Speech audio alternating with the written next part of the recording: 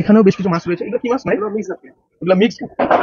এগুলো আসলে তরুণ উদ্যোক্তাদের জন্য খুব বেশ ভালো একটা অনেক ইউটিউবার দেখতে পাই যে আমরা আসলে বিভিন্ন ধরনের চটকদার কিছু থাম্বনেইল দিয়ে আসলে তরুণ উদ্যোক্তাদের উদ্দেশ্যে বোঝাতে চাই যে এই বিজনেসটা সম্পর্কে এবং এটার যে এই ফার্মগুলো এগুলোতে খুব তাড়াতাড়ি আসলে খুব তাড়াতাড়ি এখান থেকে আসলে প্রফিটেবল হওয়া যায়। তুমি আসলে এই জিনিসগুলো টমেটোর উপর প্রলেপ করতে করতে ওখানে হচ্ছে কি অ্যামোনিয়া জন্মগ্রহণ করে, কিন্তু আমরা যখন এই শামুকটা এর মধ্যে ছাড়ে দিই, আপনার এই শামুকটা সবসময় এর মধ্যে চলাফেরা করে, যার ফলে এখানে দেখতে পাচ্ছেন এই শামুকগুলো নাকি বাজারে বিক্রি করা হয় এবং এই শামুকগুলোর দাম কেমন? আসসালামু আলাইকুম প্রিয় দর্শক, চলে আসছে আর একটা এগ্রো ভিডিও নিয়ে, এবং যে কথাটা আসলে না বললেই নয়। আজকে এসেছে মাহিরের ফার্মে। সে আসলে সদ্য এসএসসি পাস করেছে এবং এখন একটা মাছের ফার্ম চালায়, সেটাই আপনাদেরকে দেখানোর চেষ্টা করব।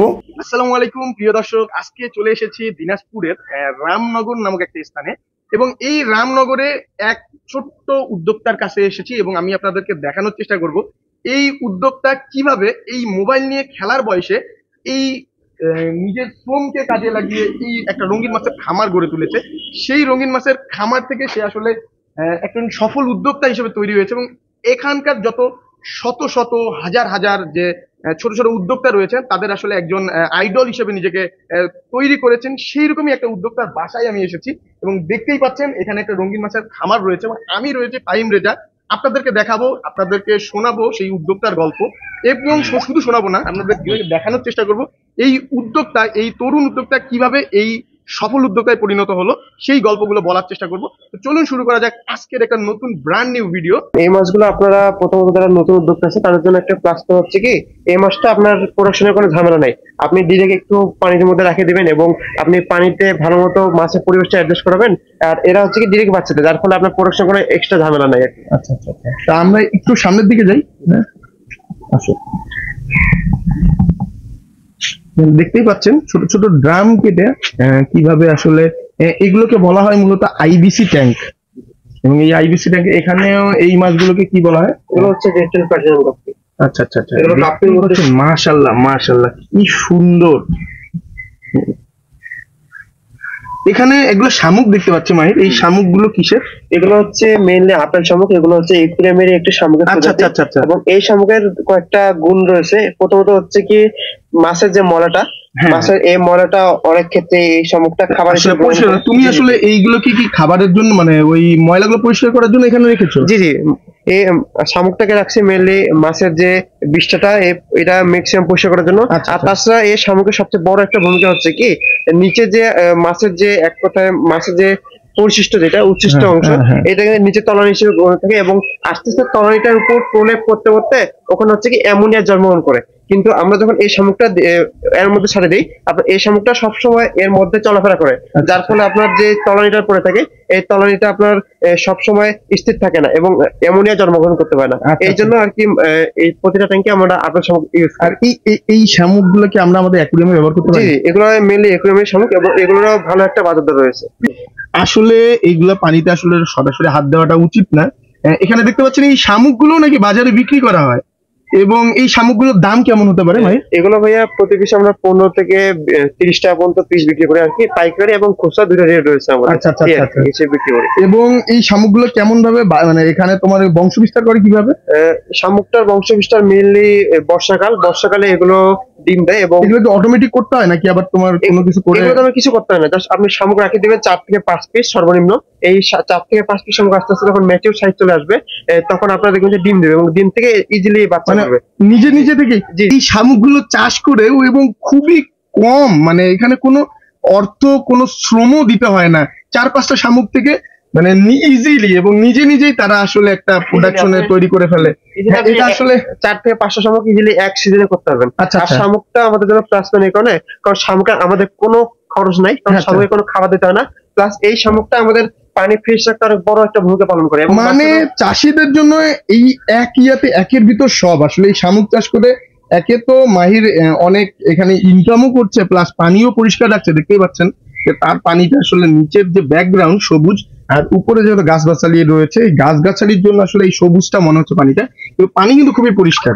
দেখতেই পারবেন হাতের মধ্যে নিলে যে পানিটা আসলে খুবই পরিষ্কার। আর এখন যেহেতু খাবার দিয়েছে মাছগুলো দেখতেই পাচ্ছেন যে কি সুন্দর ভাবে মাছগুলো খাচ্ছে। তো পরবর্তী ট্যাঙ্কের দিকে যাই। এবং এটাও এখানেও আসলে এটা আমাদের রেস্টুরেন্ট পাইকারি গাপ্পি, বিশেষ করে গাপ্পির যেগুলো এক্সক্লুসিভ আইটেম, এই আইটেম গুলো বাজারে বর্তমানে খুব ভালো চাহিদা। ওই কারণে মেইনলি লোকাল আইটেম বাদ দিয়ে বর্তমানে আমরা একটু ভালো এক্সক্লুসিভ আইটেম গুলো পড়াশোনায় আসছে। আচ্ছা আচ্ছা, এখন যেহেতু আবার আর একটা সমস্যা আছে, হলো তোমার বাইরে থেকে মাছের প্রচুর ইম্পোর্ট হচ্ছে, জি জি। এবং এটা সম্পর্কে আসলে তুমি কি বলতে চাচ্ছো? আসলে প্রতিনিয়ত বাইরে থেকে মাছ, বিশেষ করে থাইল্যান্ড, সিঙ্গাপুর থেকে প্রতিনিয়ত বাংলাদেশে মাছ রেগুলার আসতেছে, এবং প্রতিনিয়ত নতুন নতুন আপডেট কালেকশন বাংলাদেশে আসতেছে। ওই জন্য যেরকম চাহিদা, মাছের চাহিদা বাড়ার সাথে সাথে আপনার হচ্ছে, কারণ বাংলাদেশে যে পরিমাণ মাছ উৎপাদন হয়, তার মধ্যে যে কোয়ালিটিফুল মাছ উৎপাদন হয়, তা আপনার যদি হিসাব করে দেখি প্রায় 40 থেকে 50% মতো চাহিদা অনুযায়ী মাছ উৎপাদন হয়, আর বাকি যে 50 থেকে 60% এটা বিদেশ থেকে আমদানি আনতে হয়। জি। এখন অনেক সময় বলা হয় যে আমাদের লোকাল মাছের আসলে কোয়ালিটি খুব একটা ভালো হয় না, এটা আসলে এটা কিভাবে আমরা ডেভেলপ করতে পারি? আসলে লোকাল মাছের কোয়ালিটি খুব একটা ভালো হয় না, তাও না, কারণ লোকাল মাছকে আপনি যদি ভালো ফিডিং করান, বিশেষ করে আপনি যদি বাইরের যে, আমরা যদি করি বাইরের যে ওয়েদার, আমাদের বাইরের ওয়েদার আর আমাদের বাংলাদেশের ওয়েদার কিন্তু সমান না। আপনার কিছু আপনার উষ্ণতা বেশি, যেমন আপনার বেশি, ঠান্ডা বেশি, গরম বেশি। আর ওদের খাবার হচ্ছে কি, বাইরের যে খাবার, এটা সবসময় মেইনলি আপনার লাইভ ফুড হিসেবে রাখে, লাইভ ফুড উপরে রাখে। যেমন আমরা আর্টিমিয়া, ব্রাইন শিম, তারপরে ধাপনিয়া, টুলফিশ, এই জাতীয় খাবারগুলো রাখে। এবং এই জাতীয় খাবারগুলা এক কথায় মাছ, যদি আমাদেরকে মাছকে দেওয়া হয়, এক কথায় খুবই তাড়াতাড়ি মাছটা বড় হয় এবং কালার কোয়ালিটি খুব ভালো আছে।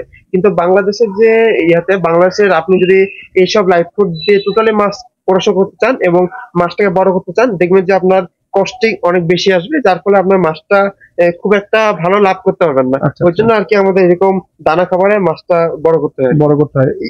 এইটাতে আবার একটা শুনলাম যে প্রোটিনের একটা ব্যাপার থাকে, আসলে প্রোটিনের উপরে। প্রিয় দর্শক, আপনারা অনেকেই জানেন, আবার অনেকেই জানেন না। যারা আসলে এই জগতের মানুষ, তারা আসলে জেনে থাকবেন যে আসলে প্রোটিনের একটা বিশাল একটা প্রভাব রয়েছে এই মাছের খাবারের উপর। যে খাবারে আসলে প্রোটিন অনেক বেশি রাখে, এইখানে মাছটা আসলে খুব তাড়াতাড়ি। তো আমরা পরবর্তী আরেকটা ইয়েতে যে এখানেও দেখতে পাচ্ছি, এখানেও বেশ ছোট ছোট কিছু বাচ্চা রয়েছে। এগুলো সেই মিকি মাউস প্লাটি বলছে আমাদেরকে মাহির। এটা এটা একদম ভালো কোয়ালিটির ইয়েটা, এখনো বাচ্চা আছে, এগুলো এখনো অ্যাডাল্ট হয়নি, এখনো 1.5 থেকে 2 মাস হবে। তখন আর কি এরা অটোব্রিড, যারা উদ্যোক্তা ভাই বোনেরা আসলে নতুন শুরু করতে চান, আমি তাদেরকে সবসময় বলতে চাই যে আসলে আপনারা অবশ্যই এই সব মাছগুলো দিয়ে, যে এখন যেগুলো মাছ দেখলেন, এখানে দেখতে পাচ্ছেন গাপ্পি, এখানে মিকি মাউস প্লাটি, এই মাছগুলো দিয়ে আপনি শুরু করতে পারেন। কারণ এগুলো অটো ব্রিড করে, এগুলো খুব তাড়াতাড়ি একটা ভালো রেজাল্ট পাওয়া যায়। যে জিনিসটা আসলে এখানে দেখতে পাচ্ছেন, যেখানে বেশ কিছু মাছ রয়েছে। এগুলো কি মাছ? এগুলো রেড টেল প্লাটিনাম গাপ্পি। তার মানে এখানে রেড টেল প্লাটিনাম গাপ্পি, আর এখানে তোমাদের এখানে মিকি মাউস প্লাটি, এগুলোই রয়েছে। দেখুন প্রিয় দর্শক, মাছগুলো কি সুন্দর ভাবে, এগুলো দেখতেও বেশ ভালো লাগে। আমার কাছে মনে হয় যে এটা একটা খামারিদের জন্য স্টাইলিশ একটা জব, এবং এত অসাধারণ দৃশ্য, এই দৃশ্য আসলে কোথাও পাওয়া যায় না, কোথাও দেখতে পাওয়া যায় না। চাষের সাথে সাথে নিজের শখটাকেও পূরণ করা যায় এইরকম একটা উদ্যোক্তা হতে পারলে। তো আমরা এখন চলে যাব মাহিরের অন্যান্য প্রজেক্ট।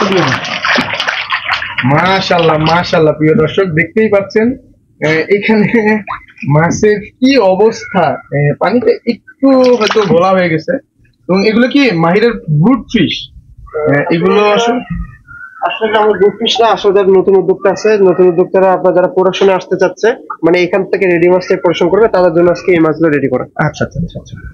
প্রিয় দর্শক দেখতেই পাচ্ছেন যে মাহির শুধু নিজেরটা চিন্তা করে না, মাহির কিন্তু নতুন নতুন উদ্যোক্তাদের কথাও চিন্তা করছেন, এবং তিনি আসলে নতুন নতুন উদ্যোক্তাদের জন্য এই মাছগুলোকে রেডি করছেন। যারা আসলে নতুন এই উদ্যোক্তা হতে চান, তাদের জন্য আর কি এটা তৈরি করা হচ্ছে। এবং যারা রেডি একেবারে সরাসরি নিয়ে আপনি এখান থেকে ডিম বাচ্চা উৎপাদন করবেন, এই মাছগুলোতে মূলত সরাসরি বাচ্চা দেয় না, এখানে প্রথমে ডিম কালেক্ট করতে হয় এবং ডিম থেকে রেণু বানাতে হয়।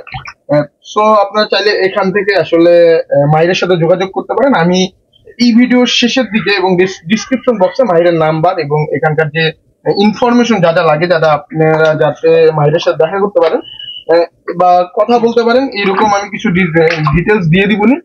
তো আশা করি এখন আমরা পরের একটা সেগমেন্টে চলে যাই। মাহির